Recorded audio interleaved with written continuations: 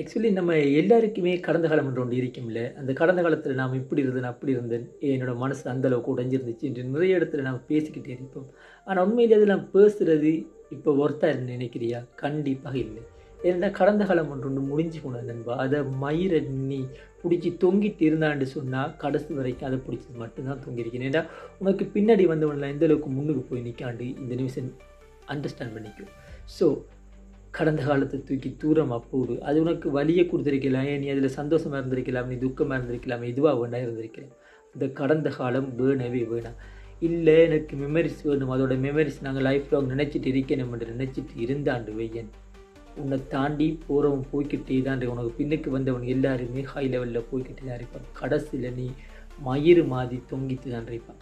எதை பிடிச்சி தொங்குறாண்டு உனக்கு நல்லா தெரியும். ஸோ இந்த உலகத்தில் ஒரு விஷயம் நல்லா புரிஞ்சுக்கோ. இந்த நிமிஷம் உனக்கு என்ன மனசுக்கு தோணுதோ அதை பண்ணிட்டாண்டா கண்டிப்பாக உன்னோட ஃப்யூச்சர் மாறும். ஸோ இங்கே எல்லாருமே ஃப்யூச்சரில் பெஸ்ட்டாக இருக்கணும், பெர்ஃபெக்டான ஒரு லைஃப் வேணுமென்றதுக்காக மட்டும்தான் ஓடிக்கிட்டு இருக்கேன். ஸோ அந்த ஓடுற அந்த மூமெண்ட் தான் உன்னோட லைஃப்பை டிசைட் பண்ணுது நீ என்னவா வரப்போகிறான்றது. ஸோ அந்த மூமெண்ட் எதுன்னா அது இது மட்டும்தான். The present is the precious மூமெண்ட்னு சொல்லுவாங்க. ஸோ இந்த மூமெண்ட்டில் நீ எதுவாக வரணுன்றதை முடிவு பண்ணிவிட்டு அதுக்கான ஒர்க்கை மட்டும் பண்ணு.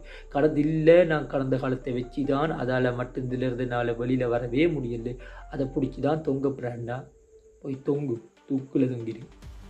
நீ எல்லாம் வாழ்கிறதே ஃபஸ்ட்டு ஓகே தானே. ஸோ இந்த நிமிஷம் என்ன செய்யணுன்றதை நீ முடிவு பண்ணிக்கோ. உனக்கு அட்வைஸ் பண்ணுற அளவுக்கு நான் உனக்கு பெரிய மயிறு கிடையாது.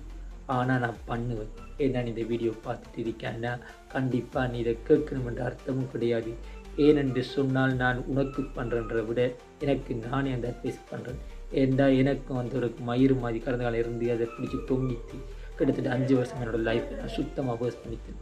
ஸோ எனக்கு நானே சொல்கிறதுக்காக தான் இந்த வீடியோ.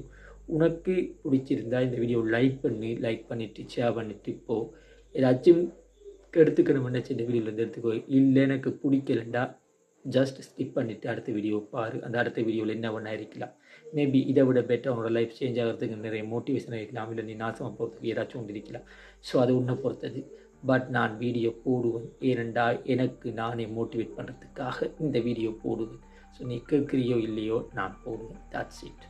பட் இது பிடிச்சிருந்தா மட்டும் லைக் பண்ணுங்கள்.